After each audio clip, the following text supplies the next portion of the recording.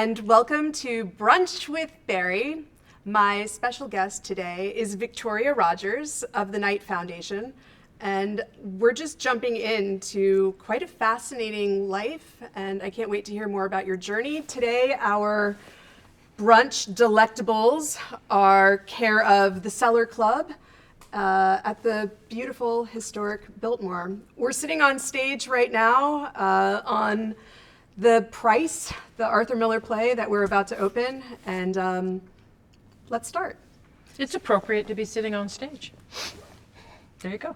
Totally. And it's wonderful to be just back in the theater. I mean, I just love the smell of it and just the whole ritual of, getting ready to open a play, This is my second time in a theater What was in the the first? last 2 years. What was the first? The first was in Atlanta, singing, I'm going to blank on the title of it, but it was great fun just to be in an audience and to see a live performance on stage. Yeah. So that was the Alliance Theater. Yeah, I worked at the Alliance, and was it recent? Was it Darlin' recent. Corey? It is. By Christian Bush. Absolutely. And Christian is, that's what I'm working on right now. I'm working on the world premiere of a Christian Bush musical called Me Before You with an Atlanta playwright named Janice Schaefer. It's about the Kavanaugh hearings, and it will be in February. It opens in February. We're working on it right now. We're actually having auditions right now. Clearly you're a music lover, but you were just telling me that your father was a professional musician in Chicago and Louisville and probably other places. And you too, you play piano and oboe and you practice every day. Practice piano. I gave up oboe a while ago, but so as a kid, I took piano lessons at an academy, and it was an old building in Louisville, Kentucky, and I remember the staircase going up and the beautiful stained glass windows. But my first piano teacher was a jazz pianist. She did everything. Okay. But my legs wouldn't touch the ground, and I'm sitting there with at a grand piano, and just her excitement for music and how you sort of enter into music and what you can do. I was one of those kids that you didn't have to ask me to practice. Wow. It was the way my emotions were expressed. If I was angry, you knew it. I'd be stomping around on the piano. But it was a great release for me. Wow. Music always has been.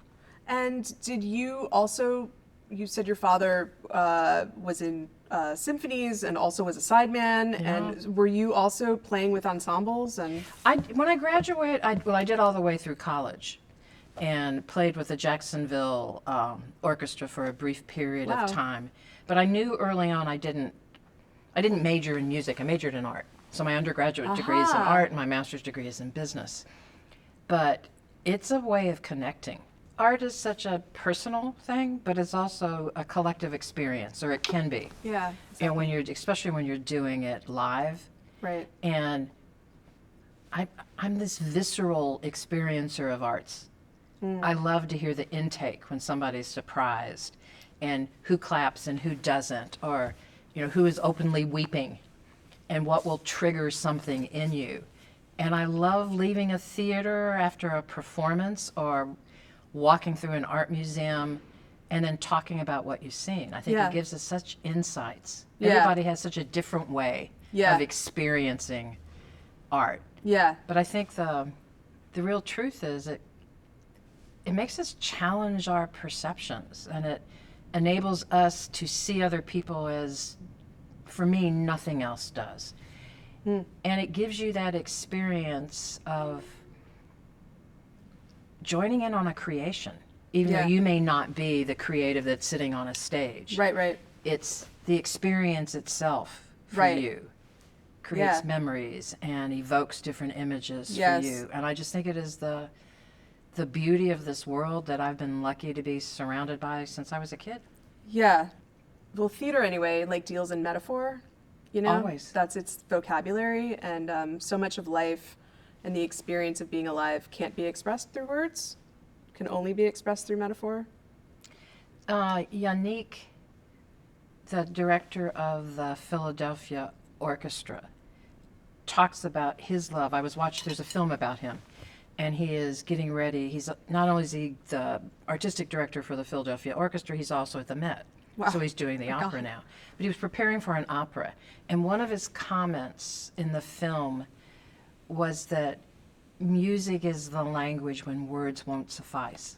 Exactly. And I found that truly my entire life, that Yeah. you can express so much through sitting in an audience and listening, but there's just something special that comes when you're working as a soloist or with a group or in a small ensemble, and what you're creating together, Yeah. what it means for you personally, what it means for the group, the collective.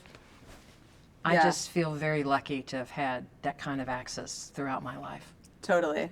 I mean, I feel so privileged that, I've had the opportunities that I've had, and I think you must feel the same way, but I feel a real calling to give back through art. I mean, no, you must feel the same Oh. way with what you do. Well, I think it's just, I think what I do is a privilege. I work for a foundation, and I've been given, so, with the Knight, you mentioned it, I am with the John S. and James L. Knight Foundation, and Miami is our home base, but we fund in 28 cities across the country. Wow, 28. Wow. 8 of them we call resident cities. So there is at least one Knight employee, sometimes 2, that are working in a specific city. But I think it's this opportunity to be creative and to ensure that people have access Right. to arts. And for me, I was lucky. It started at a very young age, but when I was in school, especially in elementary school, everybody had access to art. Right. It was a part of the curriculum. Yeah. And I grew up, my mother had 3 sisters, and one of my first memories is hearing them sing a cappella. And then listening to my dad rehearsing. Wow. And my father, unfortunately, had perfect pitch. So I would be sitting, piano was in the living room, I would be practicing, and I would hear this voice from his den going, about 6 measures back, Ay. should have been a G sharp chord, not. And I, this going, thanks, Dad. And thinking, how do you train perfect pitch I think is a gift, but how do you train yourself to be observant, Yes. to listen? Yes. It's math. Yes. It's all of those things. Yeah. Yeah, music is extraordinary in that way because it's really the core of how the whole universe works. It is. But think about, in a theater, it's the cadence of the theater. Totally, 100%. If somebody's off their mark, or somebody rushes, or Yeah. it changes. Yeah. And it's fun to watch that. So the visual art, are you a visual artist also yourself? Wow. In all mediums or? No, I did a lot of pencil. I'm doing life drawing right now. Really? Shout out to Ulight Arts. They brought back their life drawing classes, and I love them. They're Wow. Monday nights. I find that to be the core of everything, that practicing scales or davening at the Western Wall or a whirling dervish or anything that gets you out of yourself, whether that's meditation or to me is where God is. So, I mean, is this the most fascinating conversation or what? I'm sitting with Victoria Rogers, and your title at the Knight Foundation is Vice President of Arts, or for all of these cities, for all 28 cities? Yes. Oh my gosh. So we have, as I said, we're based here in Miami, so we have a program in journalism. Uh-huh. We have a program that's called CNI, which is Cities and National Initiatives. And then we have an arts program. I see. And we travel a lot. You need to be on the ground Yeah. so that you can really see what's happening and Right. experience what's happening. Right. I think especially if you want to ensure that you're picking up the diversity. We don't spring things on people. We try to elevate what's happening in the city through our funding. Right. So the creativity and the genius is on the ground. It's what anybody who works for a foundation has to develop, is the gift of discernment, which we need in our life regardless. But it's looking at and evaluating a lot of ideas to find that one that has the magic in it. And you're making a bet on people. Yeah. It's Yeah. leadership is so important in everything that we do. But I've been giving a national platform for something that I love. And these cities are so different, and they're microcosms of the U.S. And when you think about if you looked at the most recent census and you look at the demographics in our country, we are reflective of the world.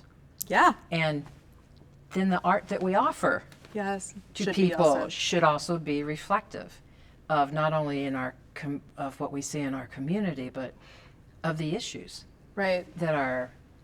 So I think with art, for me, it can produce joy, it can produce emotion, it should make us think, but it's usually, I think, great art, not great art just from a Western view, you know, the sort of the capital A arts, which I also love, but it's the result of rigor. These people devote their time to honing their craft. And then what can we do to help them to elevate that? How do you get more people involved in it? How do you get more people to see it? I think, 22 months of the pandemic, although people had started to experiment with digital, but those that had content that they could actually make available enabled them to keep in contact with an audience and to remain visible and therefore viable. Right. Because I think that art, as you said earlier, it is a reflective of our lives. I think it tells us, it can rewrite and correct history. It certainly can talk and produce and showcase for us what today is, but it's often predictive. Right. And it can be a beautiful prediction or it can be scary, sometimes. And we see that, I think, in literature and in theater and in music and in visual art. What I love about Night is that you are attracted to big, challenging, innovative projects.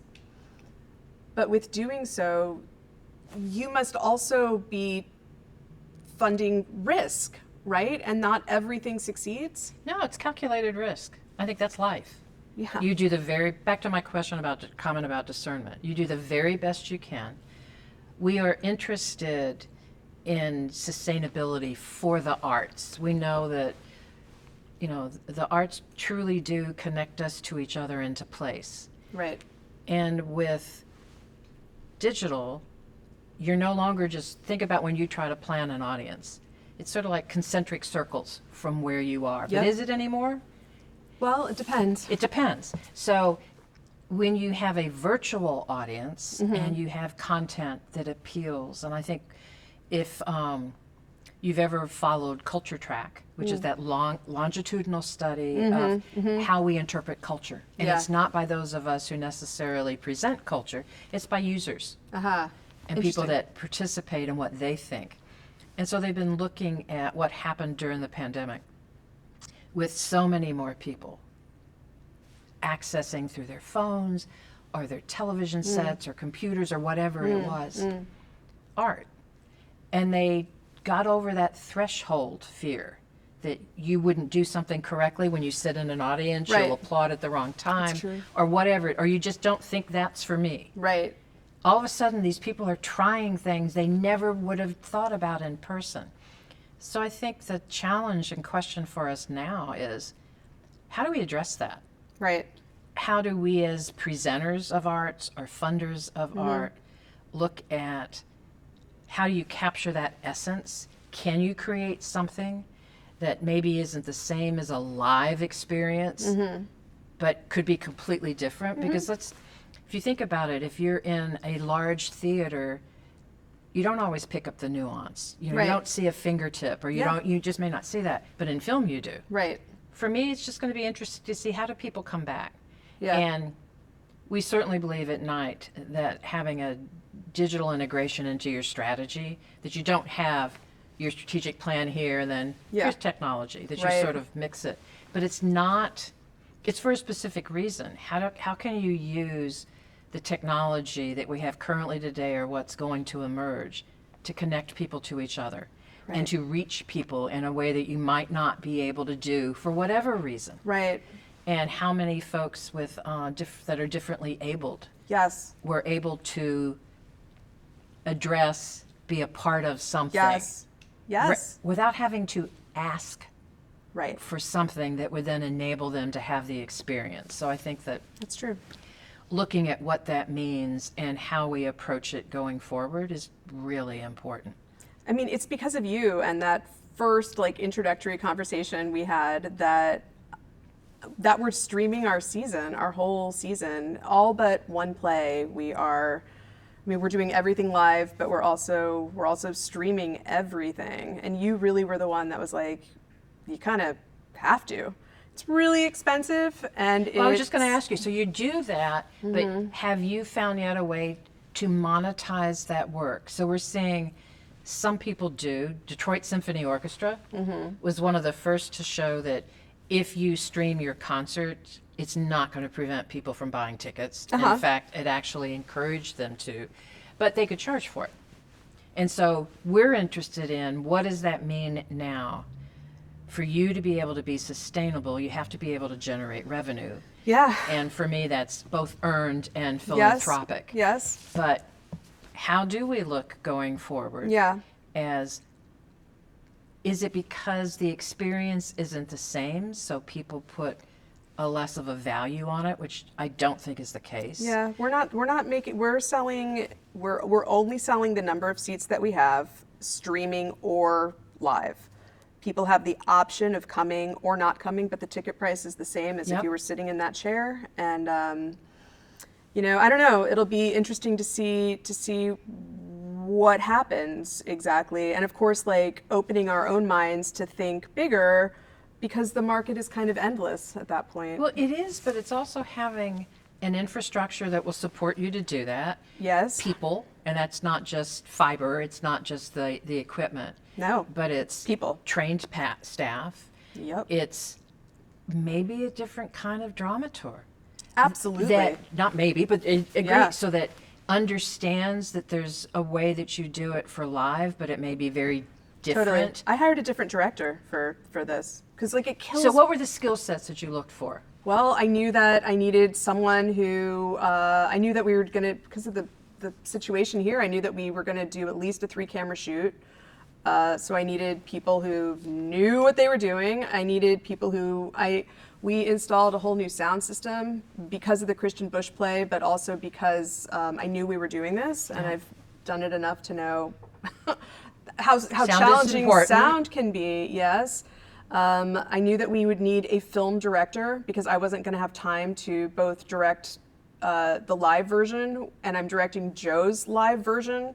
So that already is like complicated. So I knew that I needed someone who knew the play, who is a cinema person, who would be able to tell the story through a totally different medium.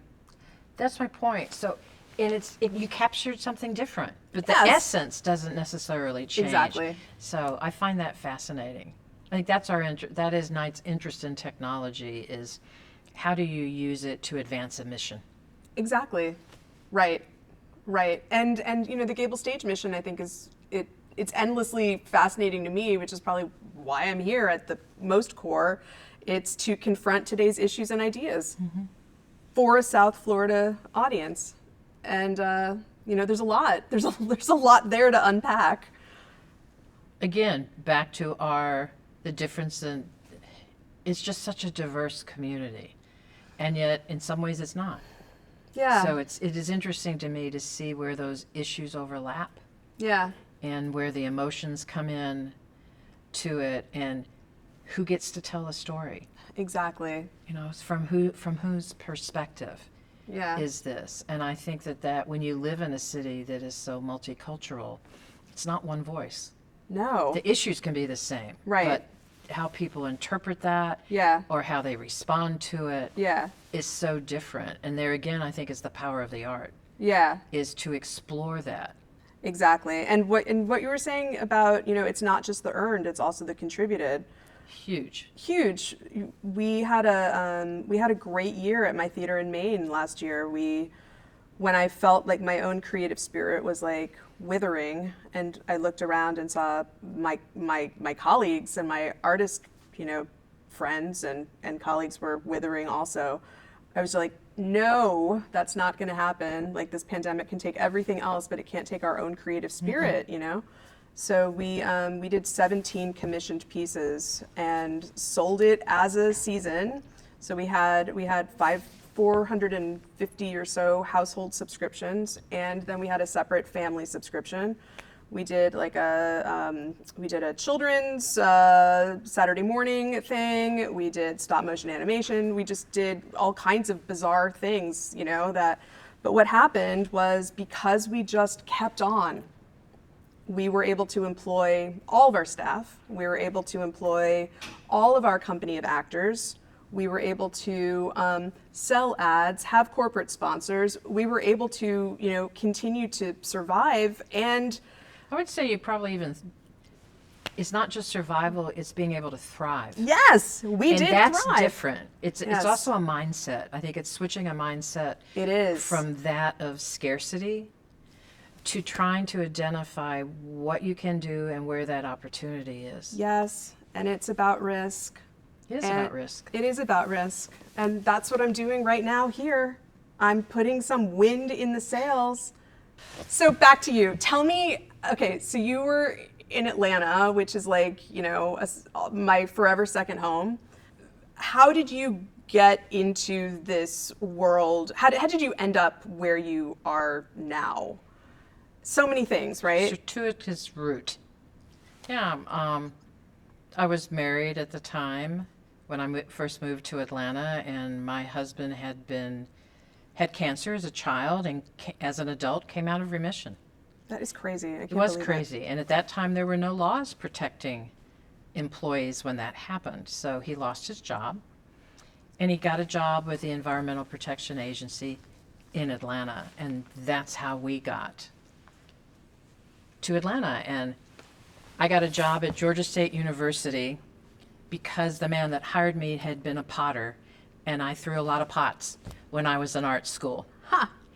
And that's where I lived and loved Atlanta and universities. And from Georgia State, I was hired to become the director of a science and technology museum that was being created. And I was a biology minor. I loved science, and I loved the interactive nature of science museums and how adults and children could explore something Yeah. and not have the answer in front of them, but figure it out because we had Experientially. interactive exhibits Yes. and what you could do with that. Yes. And from that job, I went to Emory University, and I was a fundraiser for a majority of my life, and I raised money for their cancer center.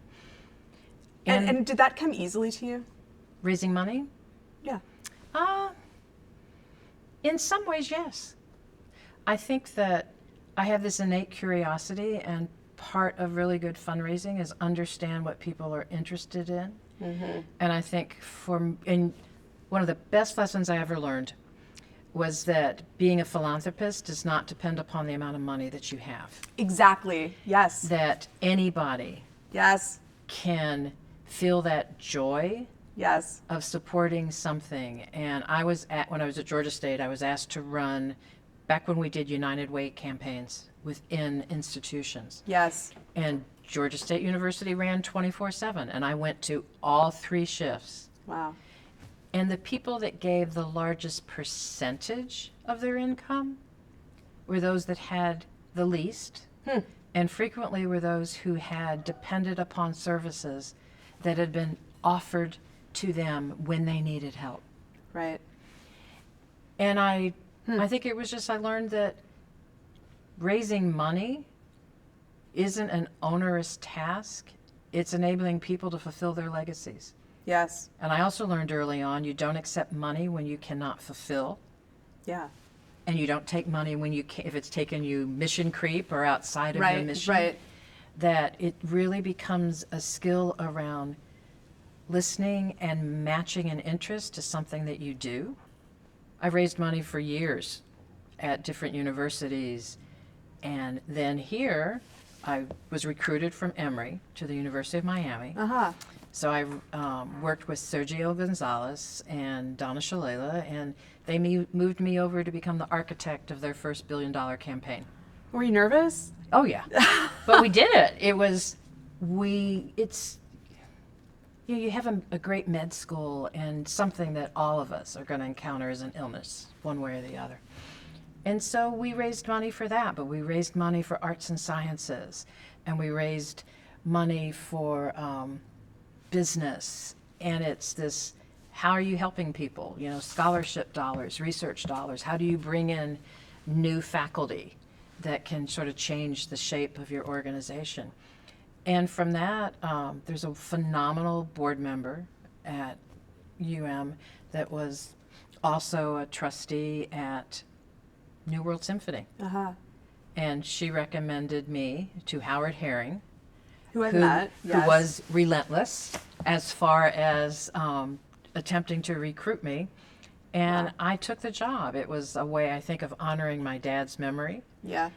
It was also a chance to work with Frank Gehry and his amazing team of people, and to build a new place that understood the potential around technology to reach people.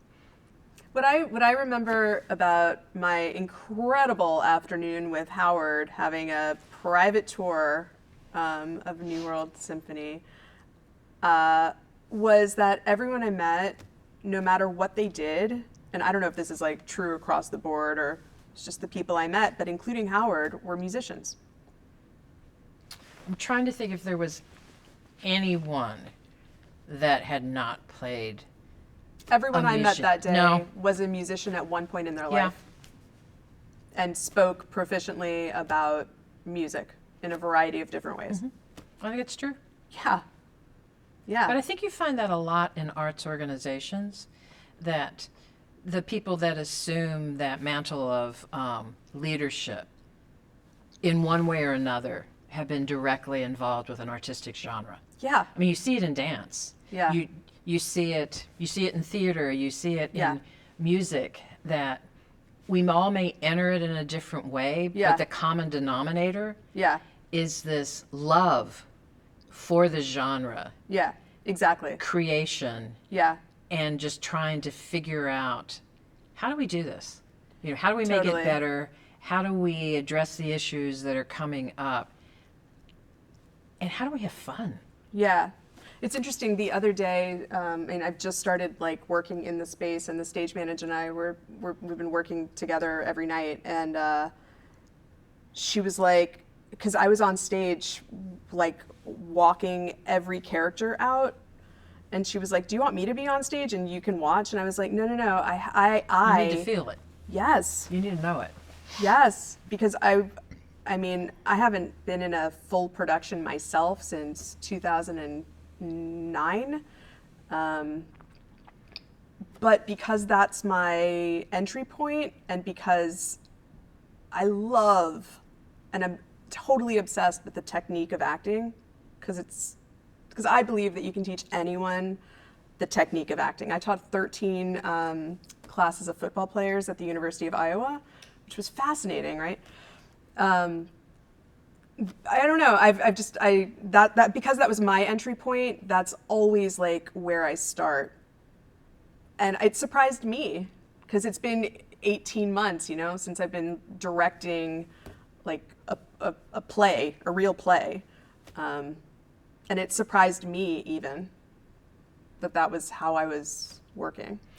So I grew up with 4 girl cousins and a male cousin, and my sister and I.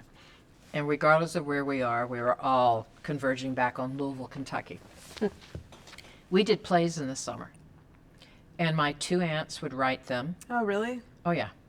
Who Killed Cock Robin was a favorite. I was the judge. Oh, yeah. We would, every summer, create plays, and we painted, and we made paper dolls, and art and being creative was a part of each one of our lives. We've all gone in very different directions, but from the time we were tiny kids. So it's having that, Yeah. Yeah. just these 4 sisters that at one point in their life had to be very creative, during the Depression for them. and how they made their clothes. I can remember my mother and my aunt making beautiful curtains, for the houses, and carving. I don't remember what they were carving, but they were doing imprints on the curtains. Wow. And so we grew up with that. So they were carving like the stamps. They were carving the Wow. stamps to do that. One of my aunts worked right after World War II and painted murals at Berea University as part of the government program. Cool. My other aunt hand-colored and tinted photographs. Wow. But I still have their own art. They were wonderful artists. Amazing. And so when you grow up with that, Yeah. and it just becomes ingrained Yes. as a part of you. Yes. It's a terrible thing to lose one's imagination and to lose touch with that, your own creative element. Yeah. Because we all have it, but it's like anything else. You practice it. You make that muscle stronger and stronger by I think working you do it out. too, and I think you have to sometimes conquer your own fear. You have to Always. You put it out there, but you also, I find that creative people like being around other creative people. You do. It's just it's part and parcel of what it is, and I think it goes back again to that almost an innate sense of curiosity. That's why I loved science. I wanted to know how things worked. And I think the same thing with art, to really, first thing I did for my life drawing classes was to go back to all my anatomy books and go back and go, oh, that's where that bone ends.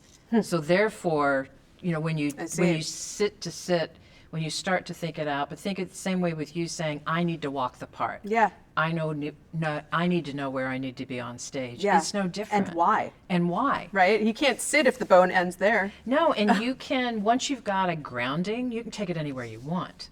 Right. But ungrounded, it doesn't have the same feel to me when it There's no doesn't come structure. out of practice. So I have a question for you.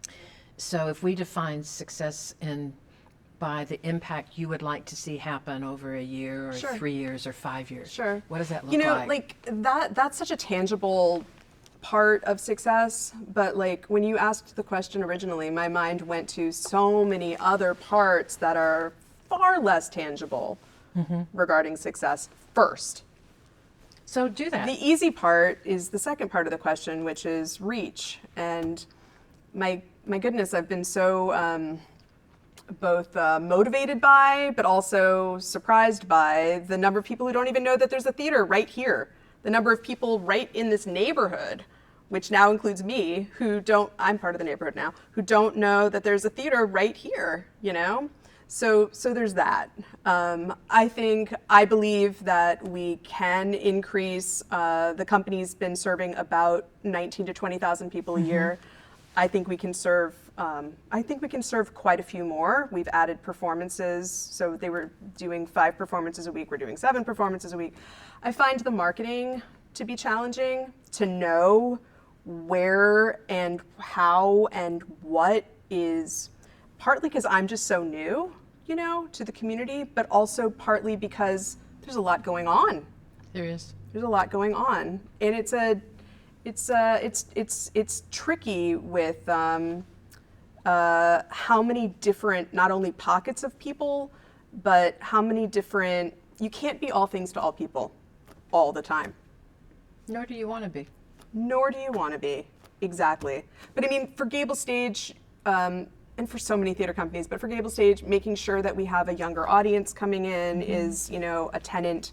Making sure that more people of all different demographics feel comfortable and invited to the party, is another strategic point. So obviously those are 2 major focuses of ours. But when you first asked the question, my mind went to what I believe my mission in life to be, which is to share the good word of the American Regional Theater, which is to tell the story of a theater company rather than a building, and to make that company sustainable and strong, and to give as many people in our community as much information as possible so that they can help make sure that that their theater company is alive and well and theirs. To give more people ownership over the theater company is very important, I think. I think that's a question that you see across artistic genres right now is transparency, who's making the decisions, how are people actually being served, Yep. and how do you identify the best way that you can do that. But I also think there's the different definitions of company. Yeah. So as an organization, but for you, is that the same size, regular actors that you're using all the time that are augmented? For what does it look like for you? Right. I mean, first it's the staff. First and foremost, it's the staff. Making sure that it's not Barry Newport's theater company. I've never been interested in running Barry Newport's theater company, or I would have started my own theater company a long time ago. And I have, but in very specific, short-lived, project-based forms. So first, it's making sure that it's a group of artists who are working together to make something happen that wasn't there before, and that includes the board. Yeah. That includes the board. That includes the audience, the actors. Absolutely. I'm just getting to know the community. So I don't know what Gable Stage 2.0 looks like. I can vision it. I can see it. So I guess the good thing about that is there are a lot of ways that people can help. Oh, They can be interested in any side of your production, and that to me was when you asked me about fundraising, the art of it is figuring out what will interest people. yeah. And how do you talk about what you do in a way that they can respond to it and understand it and own it.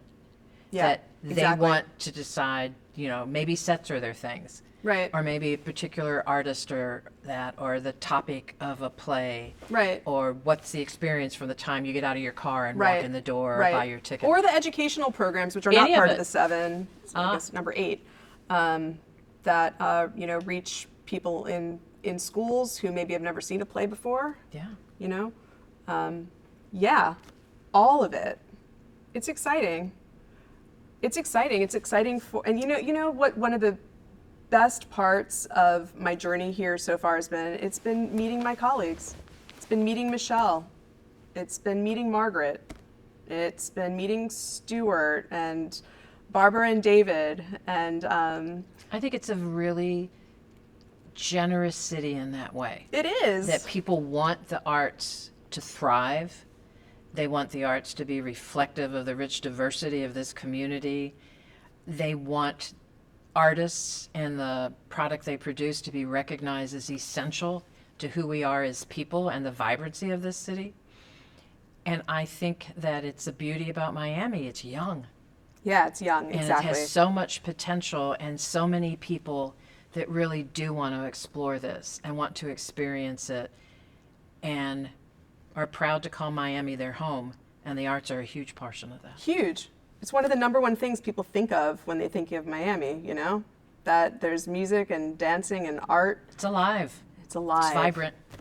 It's not just the water. I think it is a lot the water. It's just how the light is refracted and reflected off of the water And of the the clouds. city. The clouds, and it's just, I land here and there is a lightness of being. That does not mean that there aren't issues here, Yeah, but yeah. it's different. Yeah, it's true. When I land at that airport and I walk out and it's warm and it's humid and I hear all of these voices and languages and it just makes me smile. It's Yeah. home. I think people who have moved a lot are able to appreciate what a place sounds like. And so much of becoming part of a community is listening. It is. Not just with your ears either, but Yeah. It really is. thank you for having brunch with me, Victoria. I love that. And these are delicious snacks. I highly encourage you to eat these muffins and lemon cake and Marble cake marble cake. from the Biltmore. Thank you, the Biltmore. Thank you, the Cellar Cafe. And thank you, Victoria. Thank you for the opportunity. I appreciate it.